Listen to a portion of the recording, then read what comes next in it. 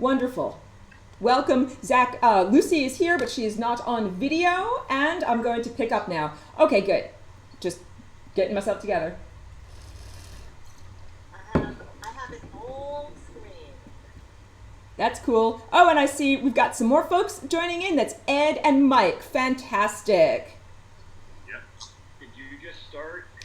I started a few minutes ago, but it seems that maybe my initial email didn't go out properly because Noel texted me that he didn't get an email. So I just resent it, and hopefully now people will get back on. We use the meeting ID that you gave Mike, and Zoom says the host hasn't arrived yet. The one that I texted him? Well, there were two of them you gave me. The one that starts with 466. Let's see. The meeting we're at right now. It worked, but the other one, this is from last week. No, she just needed it. Yeah. Yeah, that would make sense if the one that I gave you earlier today was from last week, and that the one that started with the 9 was from tonight. So it's technology. Zach, can I ask you, did you receive an email just a few minutes ago, or did you get one closer to 6? Only got it just now. I got both. I joined after the first one, but apparently you didn't know I was here. Okay, sorry, I couldn't see you on the screen. All right, excellent. So good, everyone's been, and also let me say this. Thank you for bearing with me when the technology is hinky-jinky. Really, thank you very much, because it's like we're working with this, but like I was talking with Mike earlier today about how, we're trying to use this evil technology in order to use it for the forces of good, and sometimes technological gremlins, make it a little hard. Hello, Noel. Speaking of technological gremlins, hello, welcome. Happy that everyone got on. Yay. And also, thank you very much for texting me. If you're not able to get on, that's excellent. And Noel, I know because you've got like a pretty loud bird, and when your bird squawks, we can all hear it. Can I please ask you to mute unless you're going to make a comment? Certainly. Thank you. Even though we love your bird, but he's very loud. Okay, so I'm going to get going now on the actual meat and potatoes, and I'll also tell you guys all what I was telling Lucy, that when I record these, I record the video conference, which shows all of our faces and records our voices, and I also record whatever I'm drawing on my iPad and is reflected back here on this screen. So if you ever feel like, hey, that's so tiny, I can't see, and you feel frustrated, don't feel frustrated. This is recorded and is uploaded in the lesson section of our class, and then after a day or two, I'm usually able to upload it so it's accessible. So we can access the video, and you can also access my screen. And what we've been talking about is epigenetics, which is the code that rules the code. So one of the things, all right, good, and I'll get all of my recordings going again. Your genes are not static. Your genes are not written in stone. The good news is that you have a great deal of power or control by using your consciousness as to what your genes express. So the expression of your genes is related to your third eye, and the timeline that you're experiencing is related to your third eye. And that's what I was just drawing back here. So I'm not sure if you can see it, but I'm going to use like big, heavy, dark lines. But back behind me, I have just drawn one of these lovely time vortexes. And if you've been in the class, if you're familiar that I use this shape all the time, and that it shows up in artwork, it shows up in decorative artwork. Here's an image of a person, and it's this area down here that would be considered this negative space in between the large rotating spheres that create the chakras. Okay, so this is a graphic representation of the timelines that make up your life. And these are the possibilities that you are able to experience. And beginning at this lower edge, the lower edge would be analogous to birth. And it's hard to get born. You have to work very, very hard just to grow a fetus. It is no small feat. It is very challenging and difficult. And after doing that, many times you die upon birth. Many times you die in infancy. Many times you die. Think about how vulnerable babies are to any kind of disease or being dropped or any kind of thing. You die a lot when you're a little tiny child, and that also helps to understand the shape. Like, look at how wide this is at the bottom. But the idea is that just like a video game or a fractal program exploring every single iteration, you are here with your consciousness exploring every single iteration or possible possibility. And that's what this shape is. This shape is the shape of every single possibility of your existence, including ones where you die. So this edge, that edge up along there and up along there, the sides, and now I'm going to highlight that edge on my back screen here in orange. So the sides of the cone. That is the flowing membrane of death. Death is personified as a skeleton with a scythe that's going to cut you down, but that's through your anthropomorphic filter of perception. And in an abstract sense, death is a flowing membrane. It is a force that unmakes the temporal ego when timelines, when consciousness reaches that boundary. So it is literally, death is the boundary, the membrane between two different realms.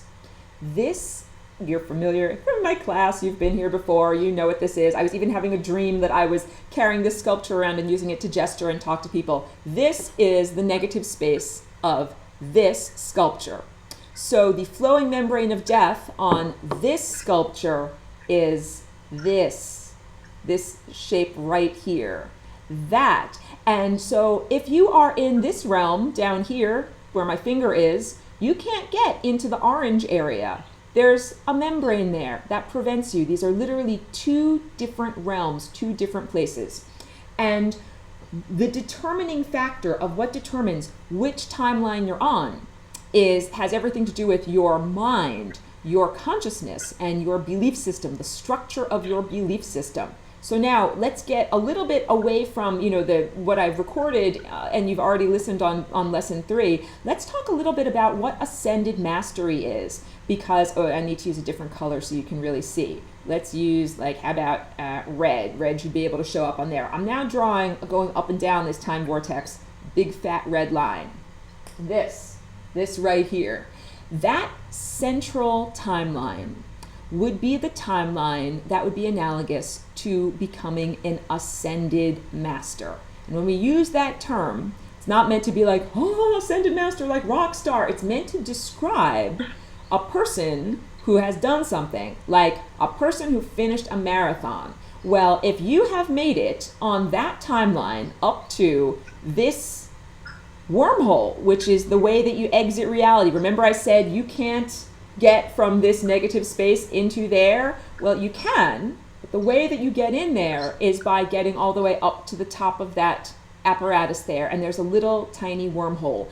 And I say that in order to get through there, you must be very slender. And the slenderness is not about the size of your body, it is about the size of your ego. You have to get rid of the excess outer distortions, the layers that aren't really you. Just like a person can be your core persona, but with the hundreds of pounds, hundreds of layers of fat on top.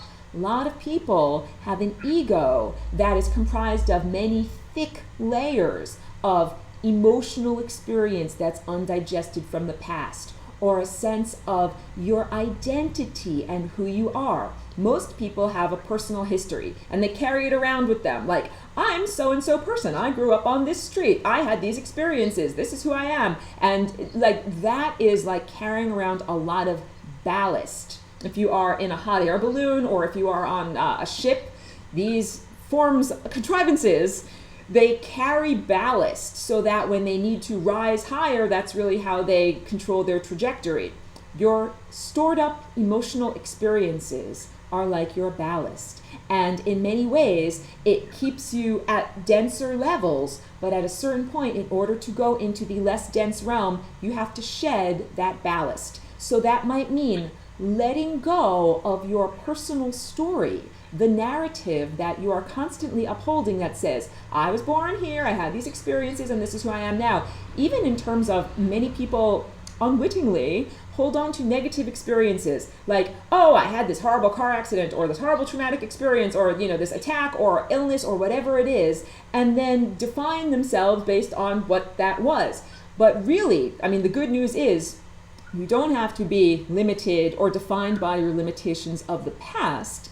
And when you achieve ascended mastery, and each one of us has a timeline where this can happen, this is also good news. There's no one that is alive that doesn't have that possibility. It is programmed in. It's like you have a skeleton, you were born with a spine, it's in there. This central timeline and central experience exists for each one of us.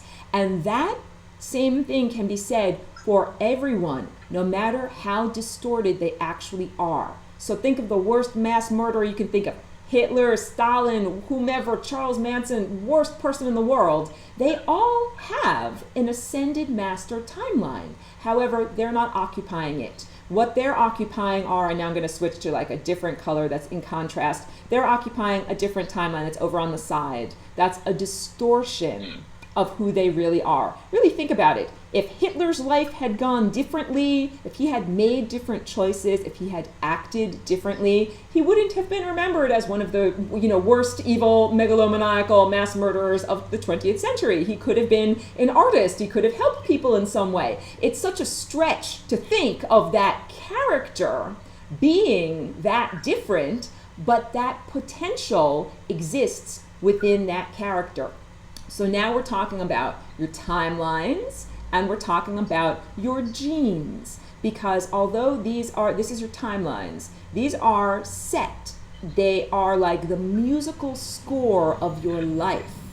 But you as the musician who is playing the music get to decide how the notes are played, how it is emphasized, how it is artistically interpreted. So I was also talking with Mike today about the difference between being an organic, corporeal being, like the beings that are here on this video conference. But remember, we also have a lot of beings that are watching us right now and that are tuned into our reality TV show, the reality show of our lives, that are not corporeal beings. And they're often fascinated by what corporeal beings are doing because of the level of creativity that we have access to.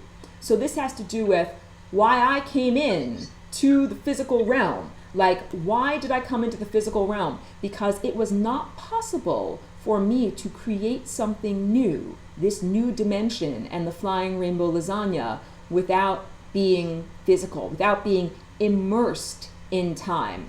So to look at timelines like this is like looking at, music, like sheets of music, but it's not like actually listening to the music or actually playing the music with a symphony. Being submerged in the third dimension and experiencing the flow of time that is the fourth dimension means that you get to actually play the music note by note and be alongside other beings who are also playing their music note by note. So now I want to get on to overlapping time cones. And also, wait, I don't want to skip this important aspect of being an ascended master. There's implications here.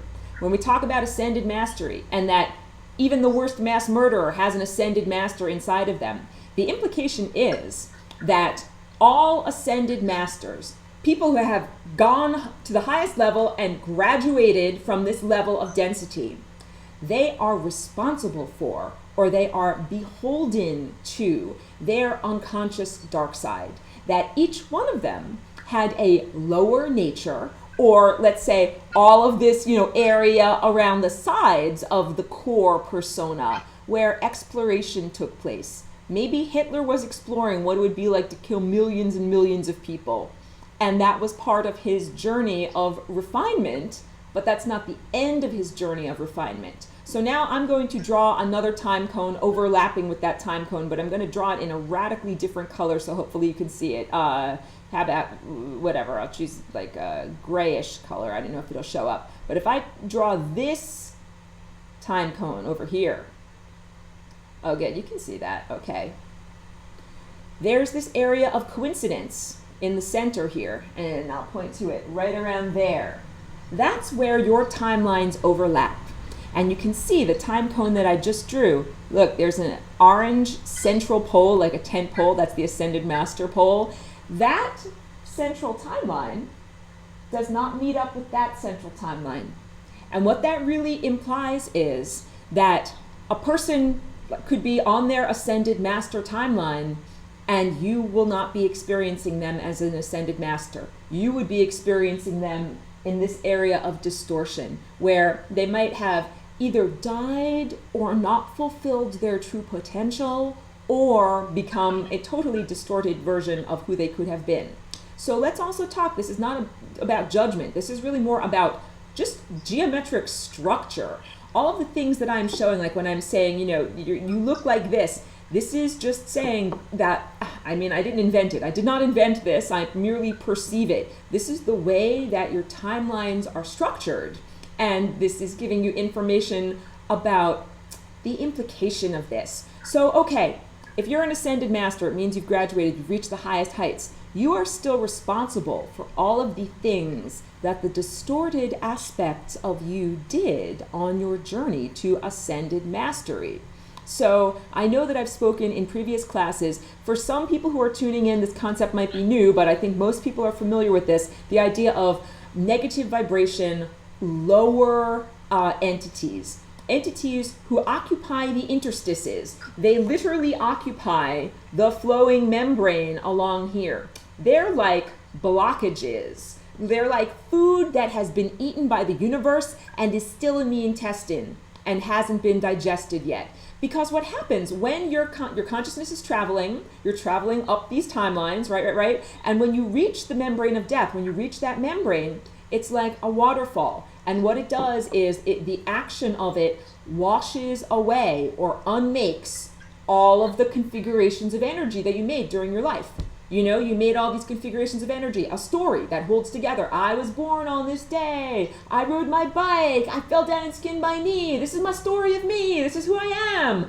All of that gets unmade. It gets erased. It gets unraveled. And you travel back to the beginning and you start again.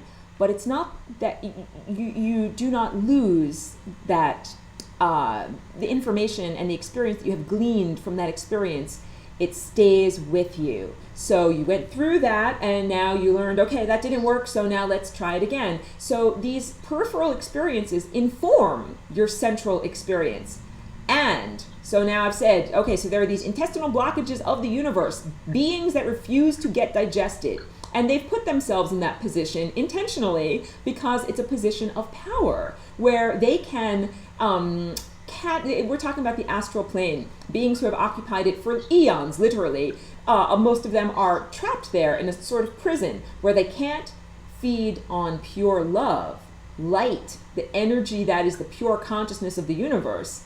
And at the same time, they can't fully incarnate and eat the physical food, you know, the physical food that we eat to sustain us. So these are the lower vibrational negative entities that feed off of the living. They feed off of you. They feed off of your happiness or your energy or the food that you actually ingest and that they then siphon off, okay? The implication is that every single one of those lower vibrational negative entities is an outgrowth of an Ascended Master. And I'm now giving you like cosmic lawyer information that if you have demonic entities or lower vibrational negative entities that are impinging upon you or coming into your mind or your energy field in any way, it is absolutely appropriate to call upon the Ascended Masters to whom those negative lower entities belong and to tell them that they need to rein in their unconscious dark side. This is absolutely appropriate because all of those beings that are ascended, they have exited the time plane. They now exist beyond time, but we're still submerged in time, and aspects of their self that need to be healed might be having a negative impact on you, me, and everyone else. And we could even say that the reason why these lower vibrational negative entities or creeps, they're like cosmic creeps, why do they try to get at you? Because what they're really saying is, please heal me. They're really saying, please heal me. I am a lower nature and I got stuck in an interstice and I'm not supposed to be here. And the way that you heal those entities, first of all, you recognize who and what they are, and then the universal solvent. People say water is the universal solvent. Unconditional love is the universal solvent. And I have said before that unconditional love is not just an ideal or like, oh, I love you, or even how I love my cat. It is not just affection, and it's not just a mammalian emotion or desire to hug something. Unconditional love is a tone. Literally, like if you sing a note like la, we want your heart to make that sound. And it is an electromagnetic field that your heart creates. So now, once again, I'm going to do a great shout out recommendation to the work of Dan Winter. He's an excellent teacher of not only galactic history, he was trained as an electrical engineer, and when he started to receive insights from hyperdimensional realms, created apparatus that can measure the coherency of the field around your heart. And this is also pretty interesting. It's like people whose talents and skills before they are awakened being applied once they become awakened. So he took his science knowledge and his, very hands-on knowledge of the way that physics works and applied it to being able to measure this thing that science has not yet accepted. And that's the idea of heart, your heart consciousness. Okay, so Dan Winter, if you check out some of his videos, he will show you how your heart is comprised of 7 layers of cardiac muscle. And the way that the cardiac muscle is layered on top of each other, and the way that it squishes together, it's all about fluid dynamics. It creates perfect toroidal energy fields when it pumps in a healthy way. And so again, this is not something that science measures right now. Like science will measure, like, do you have arterial blockages? Science will measure, do you have you had a heart attack? Like we can tell whether your flesh has died. But science, as it is right now, does not yet recognize what is the coherence of your field? Like how coherent is your heart field? And that's really important because that's the bridge to unconditional love, to understanding that we each create this electromagnetic field, and the more coherent your field is, the more powerful that tone of unconditional love is. So let's say you are creating a nice, powerful field, a very strong unconditional love field, and one of these lower vibrational negative entities comes into your field. You can love them. Literally, they are making themselves known to you, sometimes by trying to be violent towards you. Like, I've had the experience in meditation or even throughout my day of these lower vibrational negative entities trying to like punch me in the face or trying to, hit me in some way. And it's a distraction technique. And again, I'm interpreting this through my anthropomorphic filter, they are in a sense saying, I'm here, acknowledge me and heal me. And there's a good writer who wrote a book called The Electric Jesus. His name is Jonathan Tlalat. And he talked about how for years, really beneath his radar, he had an energetic parasite that was feeding off of his emotional center, his orange chakra. And that for many years, this emotional parasite would make him have anxiety and even panic attacks, especially before he had to give a big speech. And at a certain point, he recognized that the entity was coming to him for healing. And every time it poked him and gave him that anxiety, it was saying, heal me, and that it was an aspect of his own self. That's what I'm talking about. Oops, okay, I'm going to briefly pause in order to take care of my technology here, but that's what I'm talking about when I say that ascended masters have a responsibility to take care of their lower vibrational negative dark side, or it's really the unconscious side. the experience of having physical matter means that you're going to have a shadow. You have a shadow side. And becoming an ascended master also means that you need to become aware of your shadow side. So give me one moment. I'm just pausing in order to save. I'm saving what I got going on here. And then when it's done processing, then I will get going on the next one. Very good. And take a moment to drink a little something.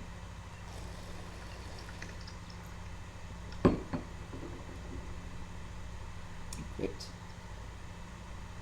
So, and now I'll just, okay, oh no, maybe I'll put a few interesting pictures up. You get to see me while I'm in, like, behind the scenes. That's what this is when I'm scrolling through and looking at my pictures. Here we go.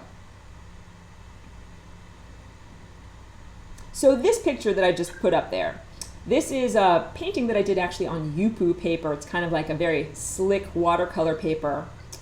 And this shows very well that our third eye is like one of these, but this is the size of our head, okay? And it sits upon our shoulders, but really there's a rotating energy field here that is made of unconditional love. And I have another image, if you'll bear with me while I go through and scroll through in order to find the next image. I can do it fast, I'm good. There we go. Okay, good. So here's another image, and I think, oh, I don't know if you'll be able to see it on the screen, but okay, might be a little bit too light. It's a pencil drawing that I did, and I'll go over it so that you can see it a little bit better, but we have basically this big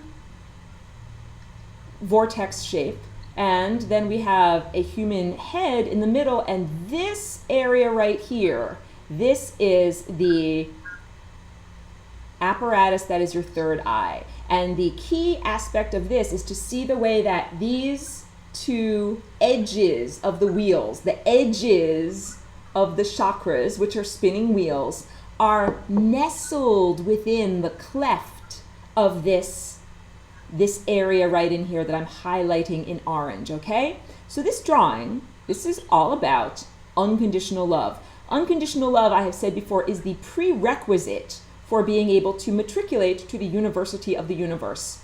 It is the stable foundation, like the bottom of the pyramid, that it is necessary to create so that you can then put the apparatus of your third eye and also your connection to higher intelligence on there. The lens of your third eye, what I have drawn back here, this is your anthropomorphic filter. I also call it the steering wheel of your mind, because this is literally what you use to determine which timeline you're on. So now I'm going to draw one of our time vortexes, right? I'm not sure if you can see it back there, but really what determines if you're on this timeline or if you're on the central timeline, the ascended master timeline that of course we all endeavor to be on, what makes that happen? Your third eye. It is like your steering wheel.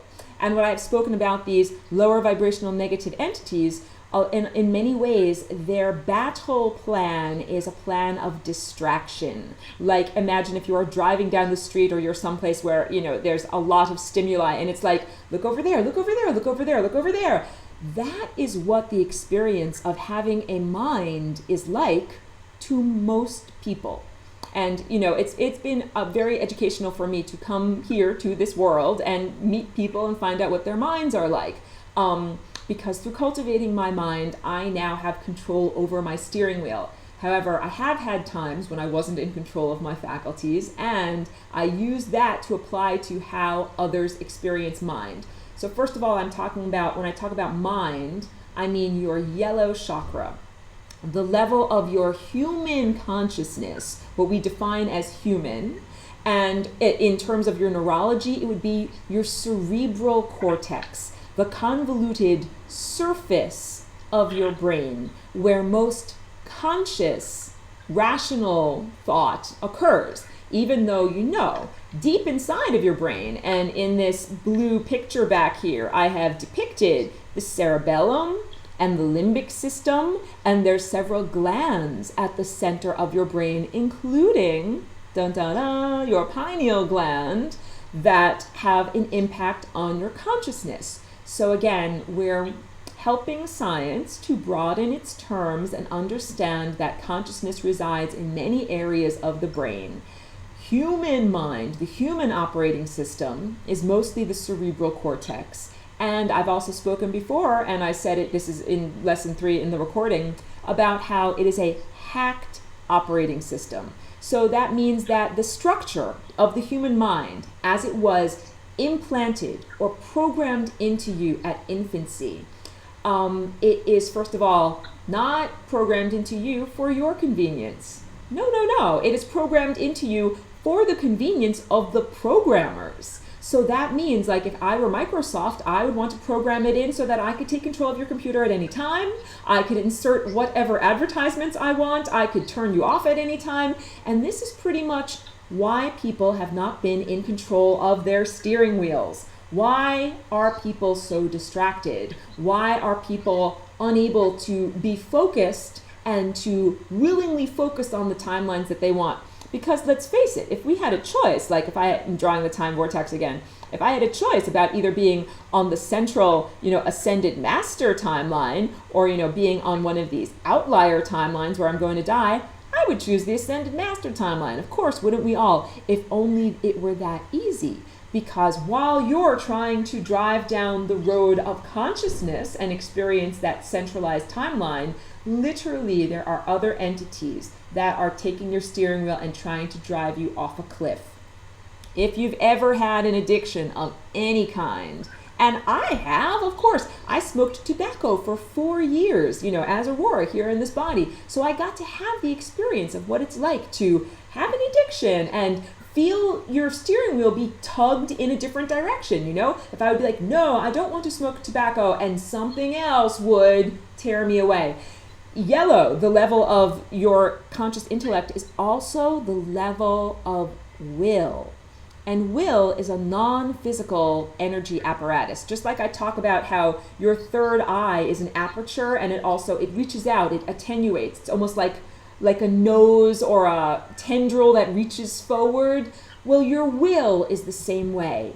Your will is like a limb that reaches forward and has an impact. If you want to explore your will, I will invite everyone within the sound of my voice right now to simply wiggle your toe. Whatever allowed you to actually make that body part wiggle is your will. Or, wiggle your pinky or lift up your arm. That's a miracle. It's quite amazing. What is it exactly that allows you to do that?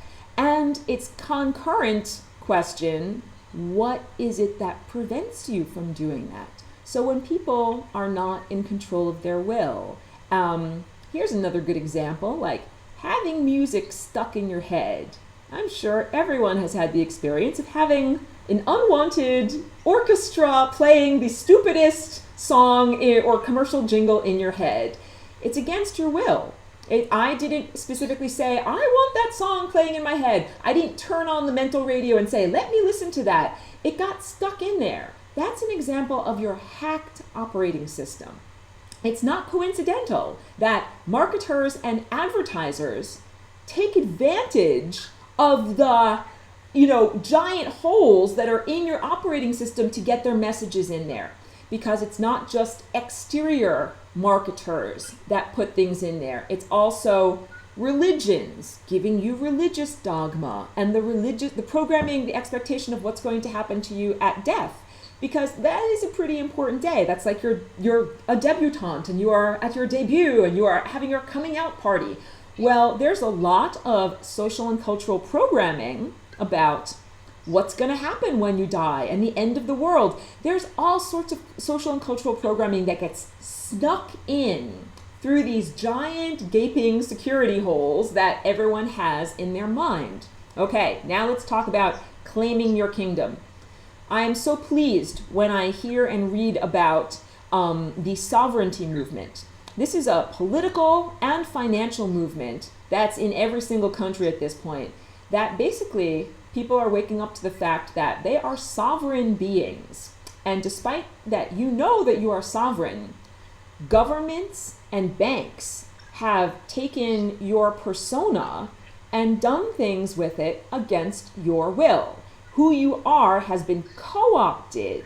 The steering wheel of your life is not in your own hands. And people are understanding that this is not by accident. This is actually a plot, an intentional plot by the people who created your hacked operating system. Humans did not create the human mind. I've said it before and I will say it many times more. The human mind was created by non-humans as a limiting factor to prevent humanity from reaching its full potential and gaining its higher faculties. So the mind that we currently experience as humans is actually mostly created by non-terrestrial, extra-dimensional, non-human entities, and I don't mean ascended masters. And to clarify, ascended masters once lived in a corporeal form, but now they have graduated to a new level. The corporeal form that they lived in did not have to be human. So there are ascended masters that come from every different place and might look different than humanoid. But one of the things I'd like to tell you about this lens that we have in our third eye, I call it your anthropomorphic filter. That literally means your human-shaped filter.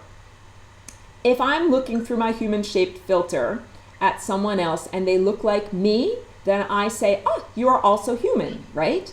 If I look through my human-shaped filter at someone else and they don't look like me, I say, oh, you are not human, okay? If I am an alien and I look through my filter at someone else and they look just like me, I say, ah, you look just like me. I would say I would define them as human. If I define self as human, then I would say, ah, you look just like human. So I hope that that came across properly. Here's another way to illustrate this. If you, as you are right now, hopped in a time machine and went back in time and interacted with either a Cro-Magnon or a Neanderthal from, 10 or 20 or 30 or 50,000 years ago, they might not even recognize you as being a member of the same species. Although, no offense, Zach, you're looking very bushy, so, maybe you would fit in. They'd be like, you're like me, you're furry. But, mostly we look very different. We have more slender bodies. We have finer features. Their lives were a lot rougher and they were prepared for that level of roughness. So let's talk about if I looked at someone who was from the far future, where maybe humans at that point have evolved away from the necessity of having any kind of muscle tissue. Maybe if you've become totally telepathic and totally have the capacity for telekinesis, maybe you don't use your muscles very much and are very skinny and tiny. If we looked at those beings, we might not even recognize them as human because we're looking through our anthropomorphic filter and we say, wait, you look different than me, therefore you are different than me. But just like in the Hitchhiker's Guide to the Galaxy, where you can get your babble fish, you can get a little translating fish that goes in your ear that makes it possible for you to understand any language.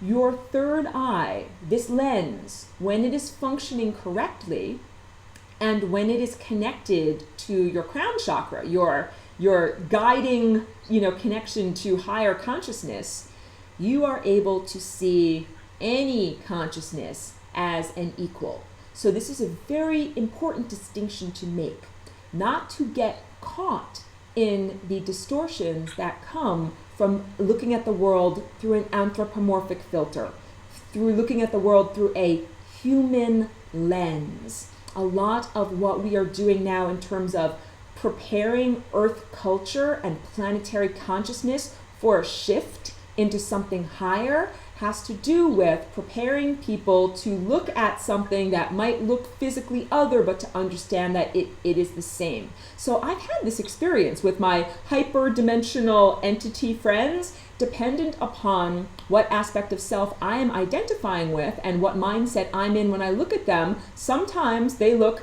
more like me to me, and sometimes they look very odd and very different. And I understand that I also have not only two, I have multiple aspects. So I have this aspect here that looks humanoid, and then I have another aspect that does not look humanoid. It has a very large, elongated head and very large eyes and a differently shaped and sized body. And I was giving a presentation at Alex Gray's COSM one year. This is like a year and a half ago. And she became a student of my class. She came up to me and she said, when you were speaking, I could see your true form. And she described it to me, and she even gave me a picture of that. So this is like saying that I'm describing the many roles or functions that your third eye performs. It's a lens and a filter through which you perceive reality, and it's also the steering wheel which determines what timeline you are experiencing. So becoming an ascended master has everything to do with gaining control of your steering wheel and no longer having those lower vibrational negative entities jerking your steering wheel to the side, distracting your consciousness, or making you choose to do things that are not in alignment with who you really are. So now we're talking about epigenetics, right? This is the idea that your DNA is not written in stone. Your timelines are not written in stone. All of this has everything to do with choices that you are making throughout your life. And being incarnated, being here in this level of physical density, on the one hand, it is more difficult because you have less of a viewpoint. You're not up above the river, looking down at the river of time as it's flowing. You're submerged in the river and trying to understand what is going on without that higher perspective. But by being submerged in the river, it allows you the capacity to create something new. And I was talking with Mike about this earlier today in conversation. I'm not just talking about physical reproduction. Like you come here and you take the time to grow a corporeal body, not just so that you can have a physical baby, like that's creation on a very literal level, but so that you can create new ideas, new concepts, new ways of doing things, new approaches. The opportunity to create new things in that way is not available to everyone. You have to be in certain positions in order to do it. So these higher dimensional beings partner up with beings that have a juicy, organic, corporeal body and all the creativity that comes with that, because they don't have the access to being able to create new things. This is also, I do one of the lessons is all about organic life versus inorganic life and the two aspects of self. We're really talking about two aspects of our own consciousness.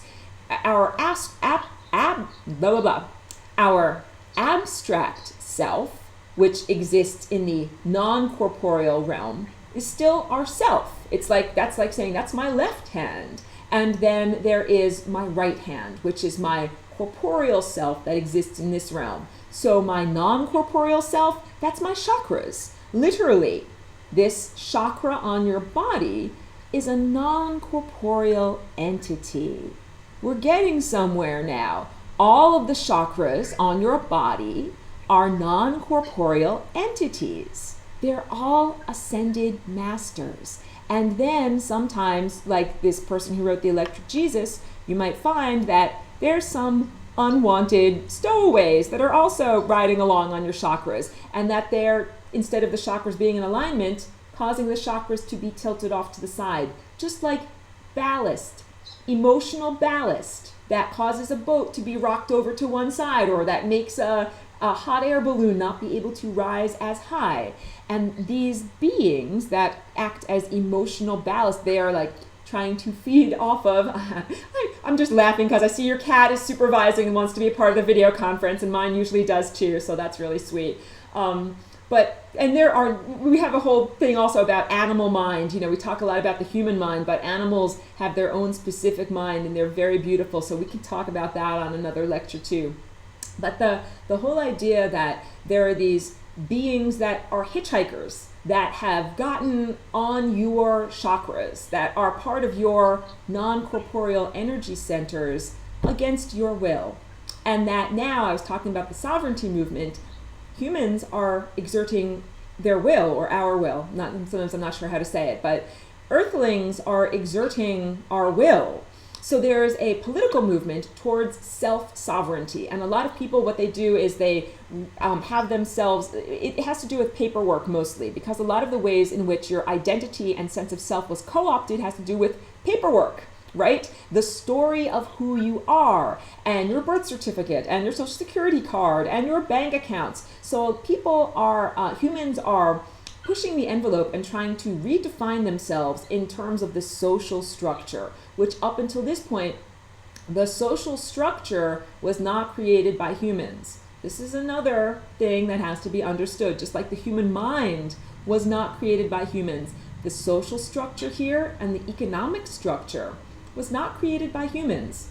It was created by non-terrestrial, extra-dimensional entities who really have the intention of controlling, manipulating, and in a sense, farming the consciousness that is here on Earth. So let's say you're a farmer and you're like, you know something, I don't want the trees to grow too tall. It's too hard to pick the apples at the top if they grow too tall. So I'm going to chop them down when they get to be this high. That has been going on for thousands of years with human consciousness. That non-terrestrial beings felt it to be inconvenient for humanity to claim their higher faculties, including your third eye. Much more convenient for your mind to be out of your own control, for your will to be out of your own control, for the steering wheel of your third eye to be out of your own control. And that way you can be manipulated and fed upon. And when I talked about your operating system is hacked, what that means is anybody can talk to you. Anybody can put thoughts in there. Anybody can say anything. They don't have to be an ascended master. They don't have to be a loving person. They don't have to be nice or have your best interests at heart. And I will tell you that really 90% of what tries to come in is just pure garbage. There's a lot of, and when I say garbage, there's a lot of not valuable information that exists in the non-physical realm. Just like, you know, in a library, there's a few books that are really, really good, and there's a lot of books that are just trashy and not well written at all. Well, we're talking about, you know, just because you are non-corporeal does not necessarily mean you're a perfect or ascended master, ascended person. But of course, what we are trying to do here through, like, why did we come into the physical realm? To have access to creativity and to be able to create new timelines. When you physically procreate and you create a new baby, you create a whole ball of possibilities. Think about that baby could grow up to be Mother Teresa, that baby could grow up to be Hitler, or anyone in between, you know? You create a lot of timelines. You also create new timelines when you create a new idea. So for me, you know, the Flying Rainbow Lasagna is a new idea, but so is every drawing, every painting. Each one of us, you know, if you play music, you're putting together notes that are already in existence, that you're not inventing new notes, but you are putting them together in a new way, or anything that you've ever done. Perhaps you take it for granted because you're here and you're constantly creating new stuff. I mean, that's it. Like, people in this realm create new stuff all the time, almost not recognizing how valuable and special that is.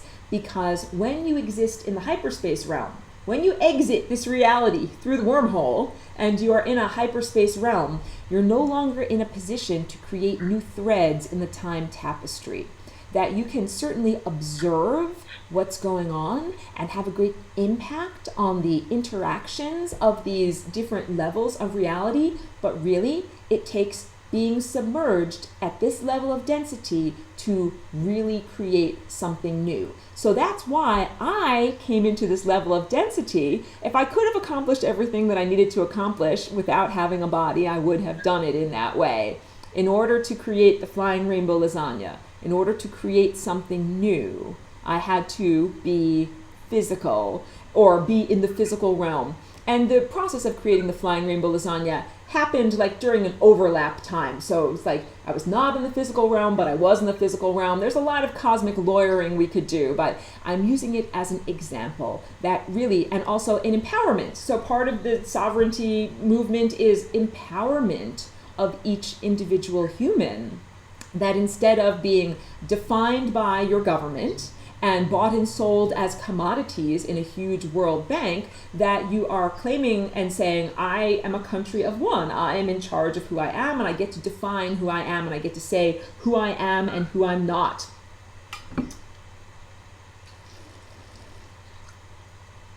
I wanted to bring up also the concept of surfing reality. So you can ask this of me also, like, well, Aurora, now that you have control over the steering wheel of your mind, your life is absolutely perfect, right? Right? No, my life is not absolutely perfect. I mean, it's perfect in its imperfection, and there are a lot of things that I would like to improve on it. And I recognize that I am surfing reality. So that means that there is a set of pre-existing limitations or a pre-existing world that I am integrating my new energy into. That, like when you are surfing, and I am not a surfer in any way, but from looking at it, I see that it is necessary to work with the ocean currents, to wait for the proper opportunities to come to you, and then the expertise of the surfer is how you use those opportunities. So I, and we all are, in divine co-creative partnership with higher dimensional consciousness, with ourselves in a higher dimension. And the information and energy that comes from ourselves in a higher dimension, those are like the ocean waves that are coming to us from far out in the ocean of consciousness. And then it's up to us as individuals how we surf those waves. You know, using your third eye, using your steering wheel in order to go in this direction and go in this direction. Because it's also like saying, well, why not just instantaneously like switch realities to the reality where you're in, have tons of money, you're in perfect health, you have unlimited access to everything that you could possibly need. And the answer to that is because we're in a transition realm where, like in a dream, you can have a total non sequitur. You can have experiences or vignettes that don't hang together. Like 1 minute I'm eating a pizza, the next minute I'm hang gliding. And there was no integument between those two activities. But we are in a transitionary realm of the physical realm. We're not in the same physical realm that we were in prior to 2001. We are in a new realm now where the characteristics are still being defined about exactly how malleable it can be, but this new realm has a new form of matter in it that responds much better to our mind and our consciousness. And instead of having to wait for a very long time to see something manifest, we are now able to see something manifested much more quickly. And at the same time, remember I was telling you about those interstitial beings, the beings that are lower vibrational negative entities that occupy the membranes and would like to prevent you from having access to resources and or manipulate your consciousness for their own convenience. Those beings are all being kicked out of the astral plane or that membrane existence. House is being cleaned, and that means that places where energy couldn't flow in the past, energy is now flowing. And I bring this up in order to give everyone a great deal of hope and good feelings about what is coming in the future, because things that used to be limited or non-existent are now highly possible because of the existence of the flying rainbow lasagna. It's like saying, I created an energy bridge so that you could get around whatever was troubling you, whatever was limiting you. There are now no blockages. And so one of the first things, now that we can get around those blockages, is we're dismantling the blockages. We're getting energy. It's like saying, I've been down here all this time and I never got any light or money or energy. It's like saying, well, now I'm sending you a care package. You're finally getting the care package. And when you have that energy, what are you going to do with it?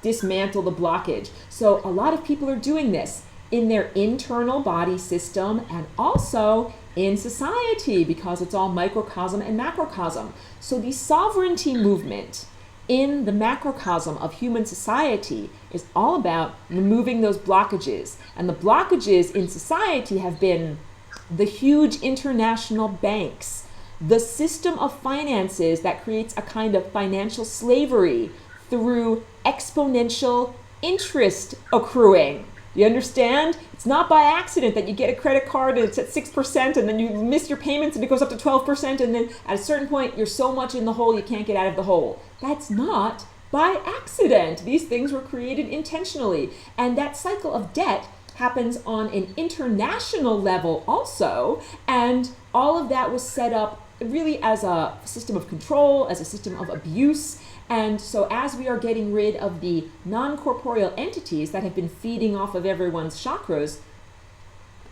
we are also getting rid of the systems that those non-corporeal entities set up in reality, really thousands of years ago, and programmed you with your hacked operating system to accept. Changing your mind and your mental structure now at this point is a radical act that is allowing you and the rest of humanity to be free and actually choose which timeline you get to be on.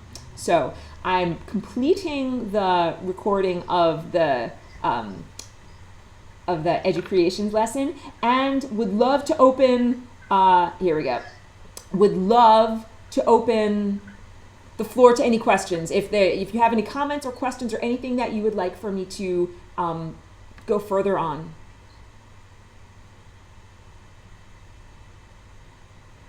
I have a question. Yes. So, are you the process of the sovereignty movement, the paperwork type thing? Are people generally being treated fairly if they decide to stand up for themselves and do that, or is there some oppression that goes with that? It really varies from experience to experience. So I have seen anecdotal stories about people, for example, refusing to offer their driver's license. You know, saying, I have the right to travel freely, I'm not hurting anyone, and I don't have to have a driver's license to be able to do that. And it really depends. Like, if you get the right cop, then you might be able to talk sense to them. But some people get dragged into court because according to the rules that are programmed into this time and place, if you drive a car, you're supposed to have the right piece of paper and the information to prove that you're allowed to do that. Or another one is people who are having issues with their mortgages and they end up, being in arrears and they end up going to court. Some people have been able to use the paperwork to their advantage, and I'm not that well versed in it. It has to do with using your name, doing something, the straw man, which was created out of your birth certificate early in your life and has been traded as a commodity. It has something to do with claiming that. So in a lot of ways, it's like saying you're using their system against them, their system of bureaucracy and paperwork and administrating in order to set yourself free. But a lot of it is done on technicalities, like you have to know, and the information is not, they don't make it easy for you to find, but now that there are a lot of people that know about it, people are educating one another. So it is very much like saying that you can become educated about what your rights are and then express them in the best way.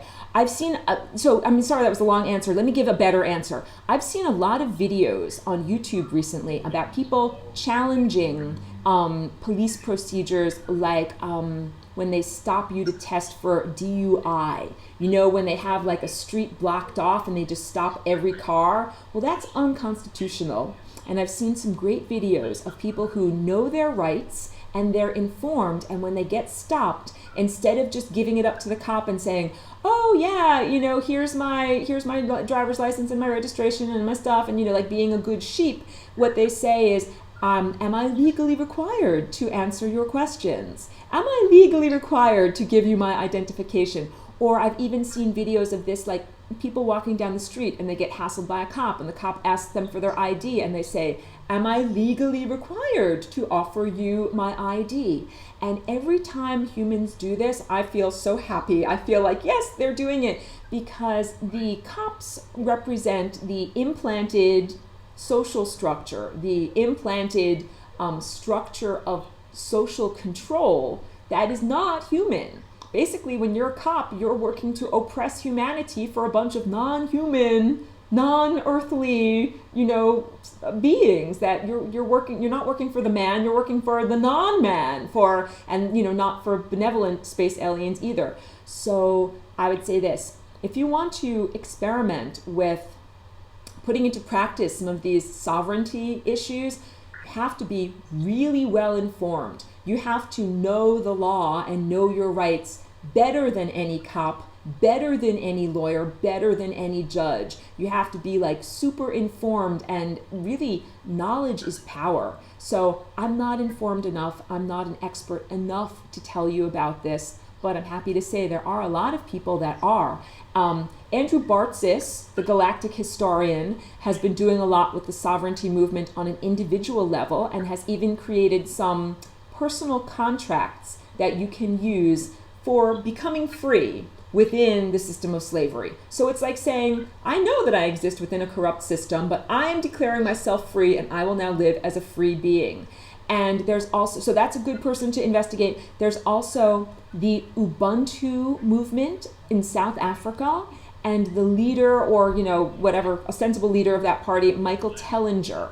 And he is working a lot with the idea of the sovereignty movement on an international level, being declared sovereign like as your own country, and how to do that even though you live within the borders of a country. It's like saying, essentially, at a certain point in our minds, we will no longer say, I'm an American, or I'm from France, or I'm an Australian, or any of these things. We are really going to say, I'm a human, or I'm a occupant of Earth, or I'm a citizen of the galaxy. And this is the first part of that movement.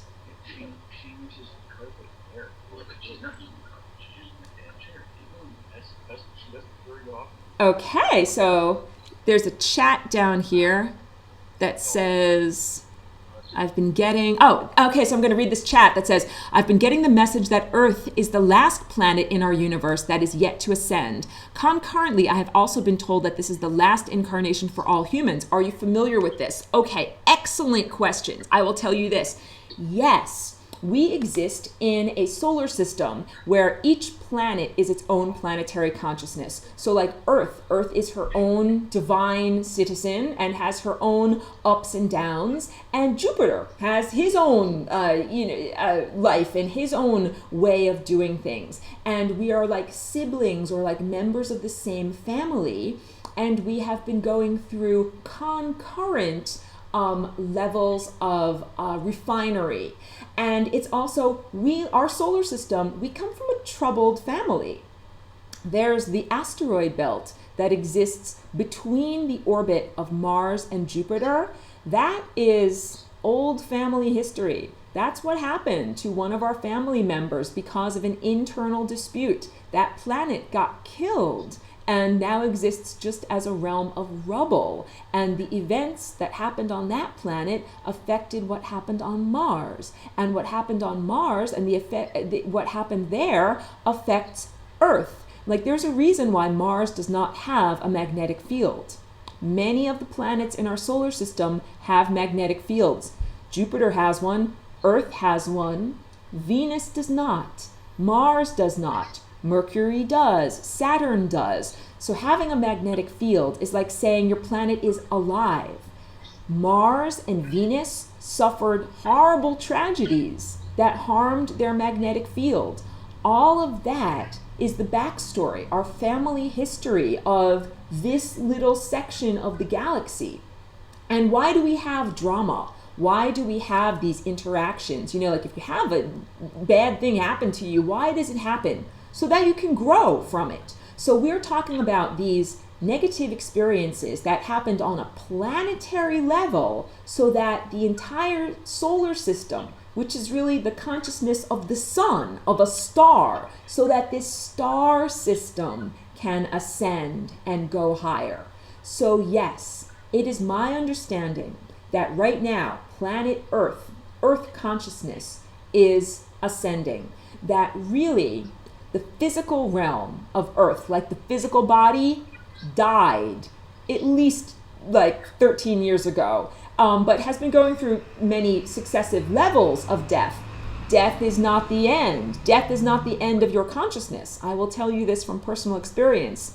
You may die, but you do not have to die in terms of end your journey. You can continue on your journey.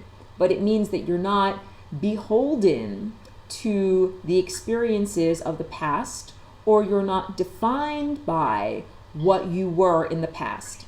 So when Earth died as a physical being, we didn't stop. We didn't stop living or experiencing, but we stopped experiencing according to the rules of the old paradigm. When you die, you enter into a realm that is a totally consciousness-created realm. Similar to the world that you enter when you're dreaming at night, and that realm is created by the interplay of your mind and your consciousness and your emotions.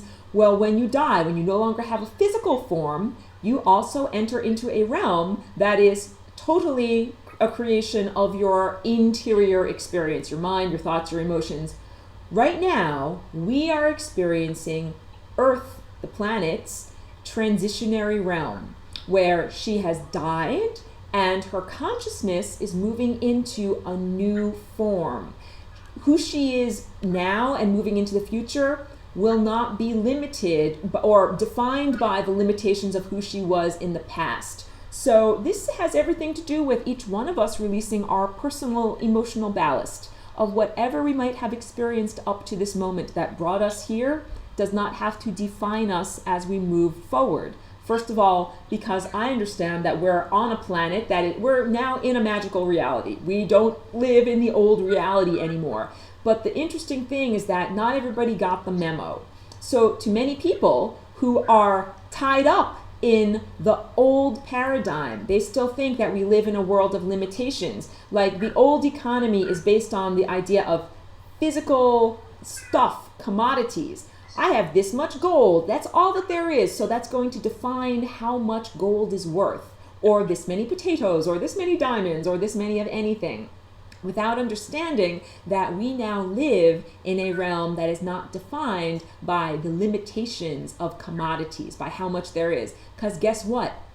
Using my imagination and my innate creative capacity, I can create an unlimited amount of whatever we need. So yes, there's a limited amount of gold or coal or bricks or wood or whatever it is on the planet, but there's an unlimited amount of songs, art, poetry, new ideas. And these new ideas mean that we can take the old limited amount of materials and use them in an unlimited way.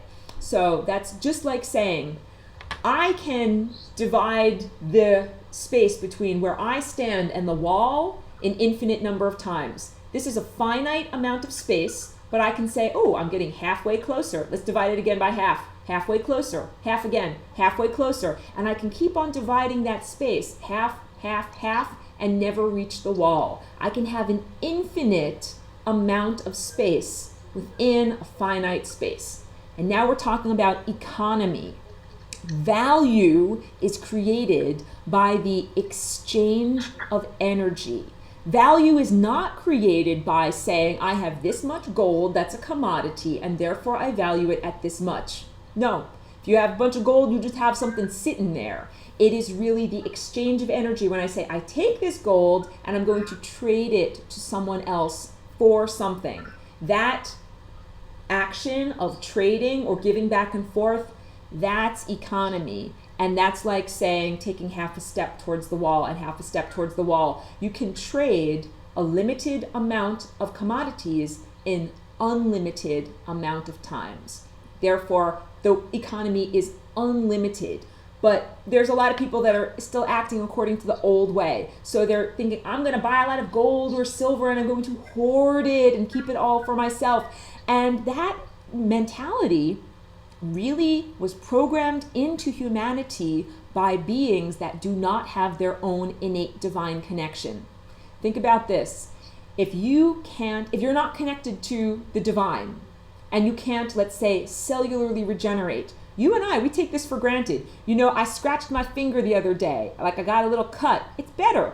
I didn't have to get a new finger or live with that cut for the rest of my existence. But if I were acting according to the old paradigm, that's what would be happening. It's like saying there's a limited amount of energy, there's a limited amount of money, there's a limited amount of everything, and that is just, we are going to be defined by our limitations. That's the viewpoint of beings that are not organic, that don't have the capacity to either regenerate or generate something new.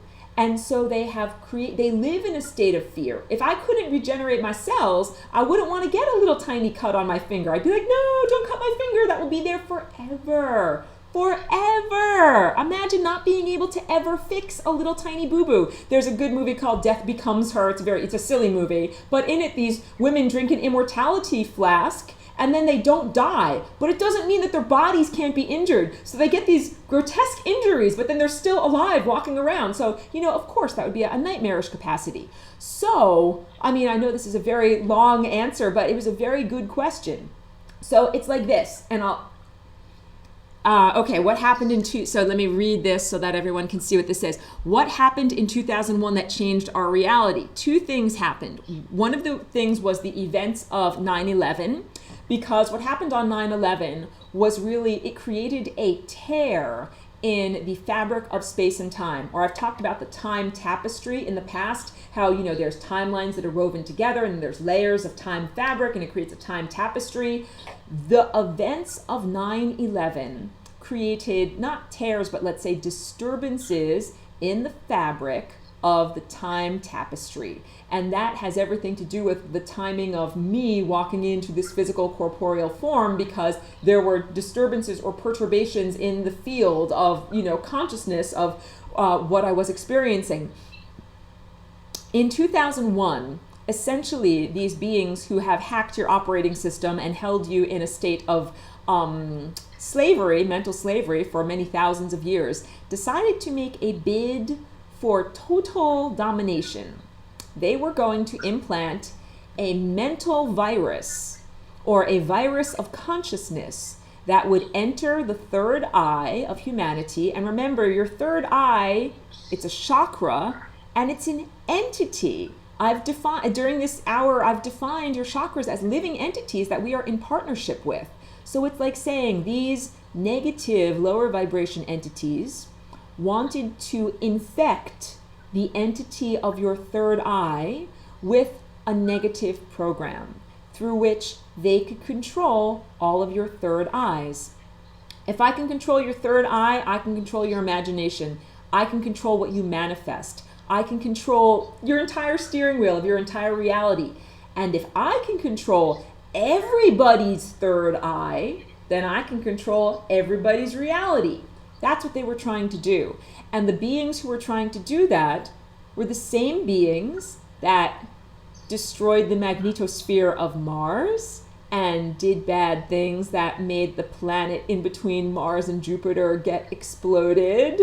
This is cosmic backstory. Why those beings are trying to do this here and now again, and what we are doing in response. Earth will not die. Not like Malduk, the planet that got destroyed, died. Not like Mars died. Not like Venus died. Earth will not die. Earth is an amazing creator. The consciousness of Earth is like an amazing artist, and also like a real warrior. Someone who says, no, this is an injustice. Like, I refuse to be murdered, and instead I will stand up and fight for personal sovereignty. And that Earth, the planet, is fighting for her personal sovereignty. Her creative resources were hijacked thousands, maybe millions of years ago. And Earth essentially suffered what could be defined as rape, like the rape of consciousness and of resources and of her capacities. So just one moment while I collect my thoughts.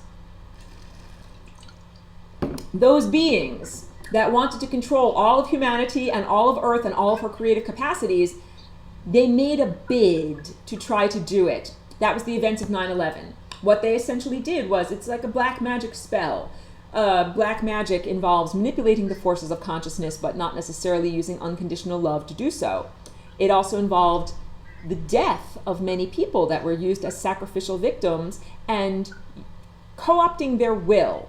Because when you die, your consciousness ascends. You go to a higher place. You go up. And the beings that were killed as the towers fell, and that was many, many people, like thousands of people dying almost, within a 10-second time frame, that created a huge updraft. And at the very same time, the pentagon, which is a pentagram in black magic or these esoteric practices, a pentagram is like a fence or a corral that is used to corral demonic consciousness. And when I say demonic, I'm talking about those lower vibrational, negative, service to self entities that have been occupying the membrane of death, the interstices. They've been hunkered down there for eons, and that they have been in control for a very long time. So one of those beings literally used to live in the Pentagon. They built the Pentagon in the 1950s as a house for a demon. That's a nice way of saying it, right? I couldn't be more clear. And literally, all of the wars and all of the bloodshed and all of the, secret wars by the CIA and Vietnam and Korea and the endless, police actions that took place across the entire world, all of that was a sacrifice for this bloodthirsty demon that was held within the Pentagon. The Pentagon was not hit by a plane during the events of 9/11, and it was wired with explosives so that it could be breached, so that one of the walls of the corral would open up and then that demon would come out. And it would be tied to the huge updraft of all of those 3,000 or more innocent people being killed in, a 10-second time frame. And the energy surrounding this was meant to take away all of your free will. And it goes back to ancient Atlantis, because in that time, and I existed as a non-terrestrial extra-dimensional consciousness, like I was not a humanoid at that time, but I was here and I was part of the events of what happened. During that cultural revolution, artificial means were used to control people's consciousness. The artificial means were Merkabahs or star tetrahedral energy systems that were created not through unconditional love and through the use of cultivating your spirit and your mind. Like when we make a Merkabah, we do it with our body, we do it with divine co-creative partnership. But we're talking more about building a technological Merkabah, like the same way you can build a cell phone, right? I have this instead of telepathy. Well, people in that time and place were not, there were a lot of people that were troubled that built these apparatuses in order to control people's minds and to control their will. And when I say this, I mean like literally people were like marionettes when they turned on these enormous artificial power centers that took over your mind. You're going? Have a great night. Thank you so much, Libby. Thank you so much. Awesome. Yes, that took control of every human's mind. And this, I could give you all the backstory. First, there was genetic degradation, then there was technological use of artificial Merkabahs to control people's minds. But the whole point is, those beings that did that, they destabilized the entire surface of the planet because your free will has everything to do with gravity. Your free will, your functional yellow chakra, when it is, free, when it's doing what it's supposed to do, has everything to do with stabilizing the gravity on the planet. And they really effed it all up when they created these artificial mind control towers that took away everybody's capacity to think clearly. So the short story is that humanity got like a mental wipe. You got shoved back down into almost total ignorance, and you didn't have the problem of someone else controlling your every thought, controlling your every directive and all of your actions. Really, we're talking about like literal slavery, like you don't have the option, you are moved around by someone else. This is a lot of backstory, but those same individuals who want to control others' behaviors so much exist in this time and place. And what they did with the events of 9/11 was to try to take control of everybody on the planet and all of your minds through your third eye. It was, however, not successful. And the reason why it was not successful was because the flying rainbow lasagna. This is like the antidote or the inoculation against the mind disease that they tried to implant in everybody's third eye. So when they did that, when they tried to implant that in everybody's third eye, that was pretty much like trying to kill Earth.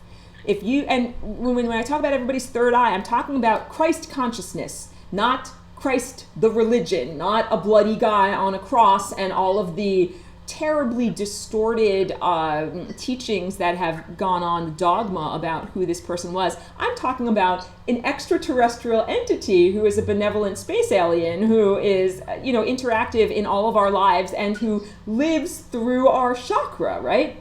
That's the entity that they were attacking in this attack. It's like Star Wars, a battle between forces from different star systems, okay? And they were using humanity as the pawns or the tools through which to attack. So those events were really meant to kill Christ consciousness and to murder the planet, right? But that didn't happen. What happened was Earth entered into an interim period, like a state of grace is a beautiful way of putting it. You could also think of it as the holodeck, like on Star Trek The Next Generation, a artificially created realm that is a bridge between what you were experiencing and what you will be experiencing.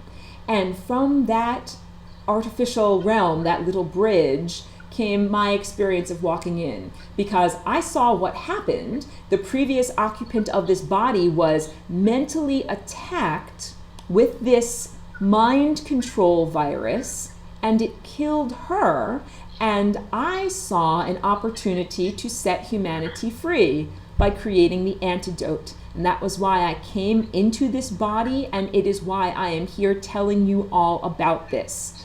The invention of a new thought called the flying rainbow lasagna meant that Christ consciousness would not die, all humanity would not die, the planet would not die. However, we would need to totally restructure or radically redefine who and what we are. Because, after you die, you enter into a world of pure mind. You're not limited by who you were in the past. You can fly, you can do whatever you wish to do in your non-corporeal, non-physical afterlife. And we are right now occupying Earth's non-corporeal, non-physical afterlife. One of the essential items to understand is that in your afterlife, there's a process of refinery where you figure out who you really are and who you're really not. This is often represented as life review, the idea of going to the pearly gates and having to talk to St. Peter, and either you're in or you're out, or according to the ancient Egyptians, you enter the Hall of Mat, M-A'-A-T, and your heart is weighed on a scale to see if your heart is heavy, according to the experiences of your life, if you have done well or if you feel bad feelings about what you've done. And if you have bad feelings about what you've done, then according to the ancient Egyptians, you cannot move forward. You go back for recycling. So, sorry, I think I might have gone a little bit afield there, but all of this is about, on Earth right now, separating out who is Earth's true self and who is not Earth's true self. Because there have been a lot of people occupying the planet and a lot of ideas occupying the planet that are not part of Earth's true self, her ascended nature. And so what we've been experiencing historically in the past 13 years and during the time that I've been here corporeally has been every single person having an opportunity to display the choices of who they align themselves with. So in terms of your politics, and whether you are environmentally sensitive or not. Like, to give you an idea, like, in 2001, people believed it's the end of the world. I need to buy a Humvee so that I can protect myself from looting bandits and, drive off into the country. Like, people were controlled through fear. They were controlled through a mind control pattern, and they were not environmentally conscious. They were buying huge gas guzzling inefficient vehicles because that was the idea that was going to save them at the end of the world. So contrast that to now 13 years later, people are finally waking up like, maybe we should have less dependency on foreign oil and more electric cars. And that's because the events of 9/11 were like a bomb that was dropped that had reverberations for many years, and it took a lot of time for the reverberations to go down and for people to be able to think clearly again and to regain control of their faculties. So humanity is only now waking up to what happened. It's like if you were in a car accident and you got a concussion and you couldn't even remember what had happened, and then all of a sudden you come out of it and then you're able to be like, okay, I remember I was driving and then all of a sudden I hit a wall and there was an explosion. Humanity is at that point now. People are finally waking up, like, this is who Dick Cheney is. Look at how Halliburton profited from all of these things. This is the Bush family, the Bush cartel and the Carlyle group and all of their insidious dealings. Yeah, so I wasn't sure if someone was raising their hand, but yes, these are all of the awakenings that are happening right now are because the shrapnel from the mental bomb finally got cleared out and people can finally think clearly and begin to claim their own sovereignty. So Earth as a planet is claiming her sovereignty, and she's saying, something? You collective star system people have been walking all over me for a very long time, and I'm not going to have it anymore. So now Earth is saying, I, as a planet, am going to manifest the reality I wish to experience. And all of us here in this video conference, I'm happy to say, we're on the timeline where we will not experience the destruction of the planet. We will not experience either collapse, of the planet's magnetosphere, or social collapse, or economic collapse that is, so sudden and that so suddenly degrades human culture that it's like you're now, fighting for survival for the last can of beans. We are not going to experience that.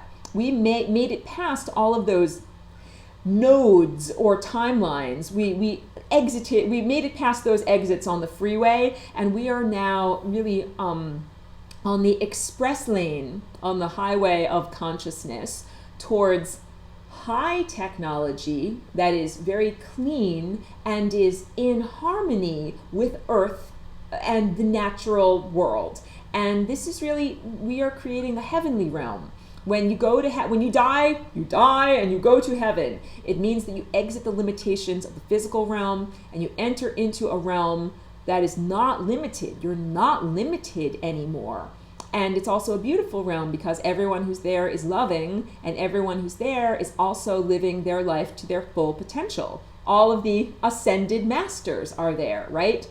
That's the planet we are going to be experiencing and living on. And it's not just Earth. So this goes back to the original chat question, because all of the planets are ascending and the sun is also ascending. It's like saying that we as a cosmic family, the solar system, and even our galaxy have been in turmoil, fighting amongst ourselves for a very long time. And we are now resolving these differences, because one of the key things is understanding unity consciousness and oneness, and the idea that not only everyone on Earth, we are all brothers and sisters, but that we are emanations of star beings who also are all our brothers and sisters, and that not everyone may be perfect, like no one is to be worshipped, but no one is to be utterly hated and reviled, because everybody is an aspect of self. So like when I talk about Jonathan Tlalat and the electric Jesus and the way that he healed himself of the energetic parasite on his orange chakra, a lot of that had to do with him recognizing that as an aspect of self. And instead of hating that self and saying, get out, you're not me, I hate you, instead loving it, accepting it. Why did that aspect of self get to be that way? How did it get to be so twisted and distorted? What motivates it? This is what we have to ask ourselves of anyone who acts poorly, like any villain or, violent person. Why did they get to be that way? Because there's a central timeline where they're actually an ascended master. So why did all of these evil, non-terrestrial beings, these evil, draconians or whatever you want to define them as, reptilians, how did they get to be that way? Why do they have those characteristics? Why do they act out of fear? Why did they implant humanity with this control system and with this social control system? This is a really big part to creating that foundation of unconditional love. Because if you open your third eye and you start seeing demons everywhere, and George Bush is a demon, and the events of 9/11 were a black magic spell, it can be overwhelming, and people can, it can crash their hard drive. It can make them just be like, too much, can't take it, can't deal with it. You have to have a lot of unconditional love to be able to see the truth of what's happening and accept it. And so a lot of people are now seeing the truth of what's going on and accepting it, and the sovereignty movement is coming out of that. Oh, and one last thing, because I know this was a really, really long speech, but in terms of living again, like having to incarnate again, it is all according to one's individual choice. So right now, like I have a lovely relative, beloved family member who's like 99 years old. Amazing that she made it to 99, right? She has a choice. She can choose to die and let go of her physical body and be born into a new body that doesn't have all of the aches and pains and limitations of who she is. Or she can choose continuity of consciousness, which is, staying in the same form essentially, but transforming the form that she's in. So each one of us has a choice about what we will be doing as we ascend, as we go forward. So my personal choice is not to die the physical death. I actually already went through that doorway. I don't have to do it again. And I won't be lugging around this body for forever. I won't be feeding it, smoothies and banana chips forever. My body will transform into a light body. And it's already, a lot of the way there, where I won't eat physical food anymore. I will eat pure light through my third eye. And I won't be tied to the planet, so that I've got, physical plants that can collect sunlight and create, calories for me through chlorophyll. It will make it so that, hello to the person who just joined in. I'm happy that we went late so that you were able to meet us. My body, I might look like my corporeal form, but my body will act very differently. I won't have to chew up physical objects and place them in my body to get nourishment. I'll have direct sunlight. I'll experience total cellular regeneration. That means not aging. Like, that's a pretty heavy programming of the operating system. That's a hacked operating system. The idea that per force, you are in a body and your body is going to age and then enter illness and decrepitude and then finally die.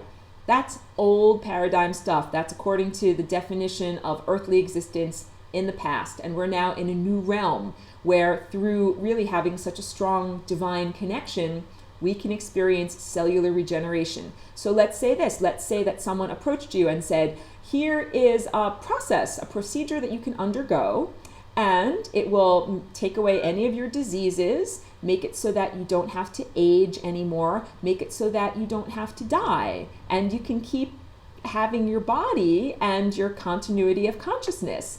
Like, that is essentially what is available as an option. So many people, they think death is inevitable, or many people want to die because it is a release from their illnesses or whatever problems they're having.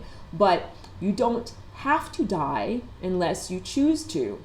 So some people have chosen to die in order to get out of their life circumstances. And it's not even that they might have a terminal illness or be stuck in a wheelchair or anything like that. For a lot of people, it's they want to get away from the family limitations or the economic limitations of the country that they've been born into, or the social limitations of having a body that either is a certain color or a certain size or a certain gender. You know, if you are born with certain characteristics, it might mean that you're not going to get a job. You're not going to get the opportunities. You're not going to get that. So some people might be like, hey, you know something? I'm done with being limited. I want to be born in a body that's not going to face those limitations so that they can perform their mission.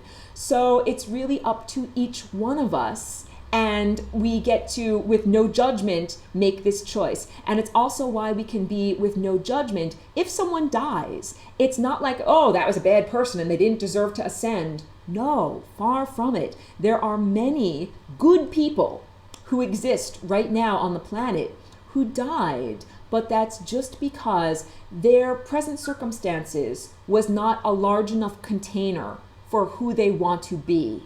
And there's a lot of babies that are being born now that are those people who have died because they're born into unlimited circumstances. Like maybe they have a wonderful musical talent even though they're 3 years old, but you see these little kids 3 years old playing like Jimi Hendrix on YouTube and you say, that kid has a mission and he's here now in an unlimited state so that he could do that because maybe in his previous existence, maybe he had arthritis or never got a chance to be a musician and he's like, you know something, that's what I want. That's what I'm talking about when I say that we are now in a time of unlimited manifestations and we're in a time of achieving your true potential. So it's not like, oh, I really want to be a musician, but I have to work at a factory, you know, going like this 5 times a day and making cars, you know. That's not a very satisfying experience for someone who's meant to be a musician or in some other way bring wonderful forms of creativity to the world. So a person might choose to be incarnated into a new situation so that they can finally be cultivated and express all the things that they wish to express. So I wouldn't judge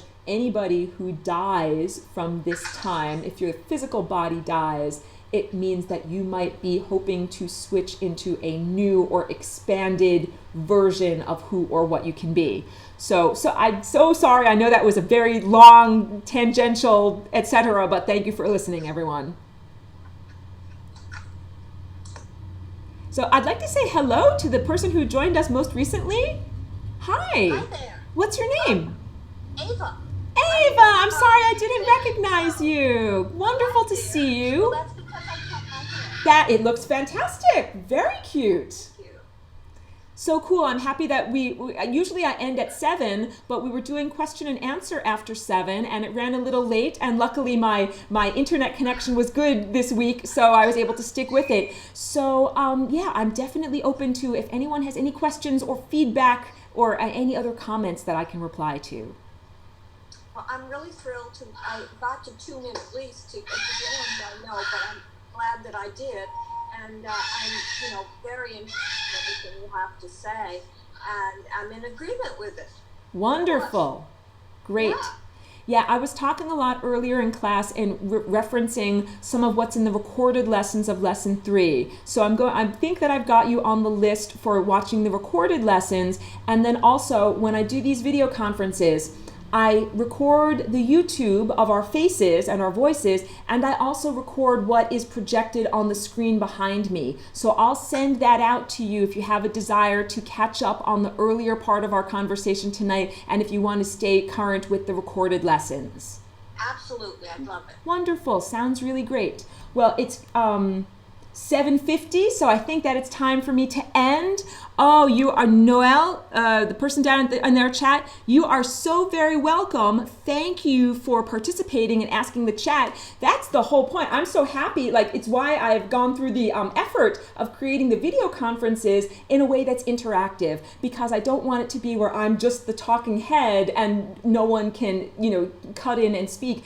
This is so much about our synthesis or the synergy that happens when we get together and share ideas and share our consciousness journey. So thank you to everyone who tuned in and participated today, and to people who weren't able to participate. I totally get it. We're archived. Check out our archives and tune in next week. Next week, I'm sorry, I don't have a preview of what exactly I'll be talking about, but it will be good. Don't worry, it'll be good. I'm sure. Wonderful. I can't wait. Wonderful. Bye, dear. Have a great night, everyone. I'm going to end the meeting now. You too. Thank you. Thank you, Bye-bye. Noelle and Zach.